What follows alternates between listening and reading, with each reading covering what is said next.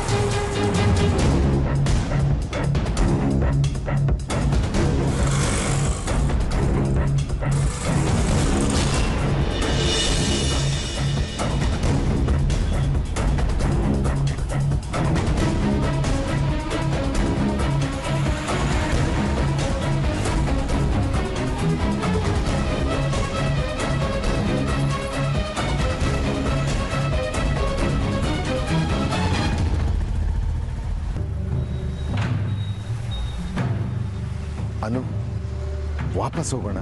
ಯಾಕೆ? ನನಗೆ ಯಾಕೋ ಬೇಡ ಅನಿಸ್ತದೆ. ನಡಿ ಹೋಗೋಣ. ಪ್ಲೀಸ್, ಏನ್ ಹೇಳ್ತಿದ್ದೀರಾ ನೀವು? ಇಷ್ಟು ದೂರ ಬಂದಿದ್ದೀವಿ, ಎಲ್ಲ ಸಾಧಿಸ್ತಾ ಹೋಗ್ತಿದ್ದೀವಿ. ಈ ಮದ್ವೆ ಒಂದು ತಡೆದು ಬಿಟ್ರೆ ನಾವ್ ಏನಾಗುತ್ತೆ? ಏನ್ ಮಹಾ ಆಗುತ್ತೆ?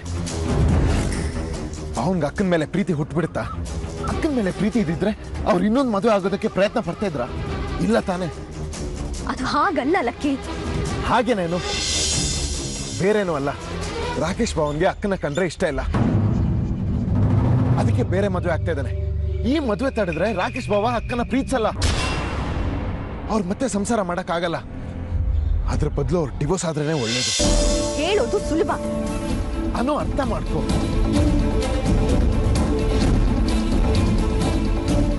ನನಗೆ ಅರ್ಥ ಆಗಿದೆ. ಮದುವೆ ಅನ್ನೋದು ಅಷ್ಟು ಸುಲಭಕ್ಕೆ ಮುರಿದು ಹೋಗುವಂತ ಸಂಬಂಧ ಅಲ್ಲ. ಅದೇನಾದ್ರೂ ಕಿತ್ ಬಿಸಾಕುವಂತದ್ದಾಗಿದ್ರೆ ನಾನು ಯಾವತ್ತೂ ಆಗಿರೋ ಮದುವೆನ ನೆಚ್ಕೊಂಡು ಇವತ್ತು ಬದುಕಬೇಕಾಗಿರ್ಲಿಲ್ಲ ಅಲ್ವಾ? ಆದ್ರೆ ಇಲ್ಲಿ ನೋ, ಪ್ಲೀಸ್ ಲಕ್ಕಿ, ಅರ್ಥ ಮಾಡ್ಕೊಳ್ಳಿ. ಯಾವ್ದು ಕೆಟ್ಟಗಳಿಗೆ ರಾಕೇಶ್ ಈ ನಿರ್ಧಾರಕ್ಕೆ ಬಂದಿರ್ಬೋದು, ಹಾಗಂತ ಇದು ಶಾಶ್ವತ ಅನ್ನೋ ಹಾಗಿಲ್ಲ. ಕಾದ್ ನೋಡೋಣ, ಈ ಮದ್ವೆನ ತಡಿಯೋಣ. ಅಶ್ವಿನಿ ಅಕ್ಕಗೋಸ್ಕರ ಅಲ್ದೆ ಹೋದ್ರು ರಾಕೇಶ್ ಈಗ ಮದ್ವೆ ಆಗ್ತಿರೋ ಹುಡುಗಿಗೋಸ್ಕರನಾದ್ರೂ ನಾವ್ ಈ ಮದ್ವೆನ ತಡಿಲೇಬೇಕು. ಯಾರು ಏನಾದ್ರೆ ಏನಂತೆ, ನನಗೆ ಯಾವ್ದು ಬೇಡ ಅನ್ನಿಸ್ತದೆ. ಹಾಗಂತ ಹೇಳೋದು ಸುಲಭ, ಎಲ್ಲದಕ್ಕೂ ಒಂದ್ ಕಾರಣ ಇರುತ್ತೆ. ಅದೇನು ಅಂತ ನಾವು ಹುಡುಕ್ಬೇಕು. ಹುಡುಕೊಂಡ್ವಂತೆ. ಈಗ ಮೊದ್ಲು ಹೋಗಿ ಮದ್ವೆ ನಿಲ್ಸೋಣ.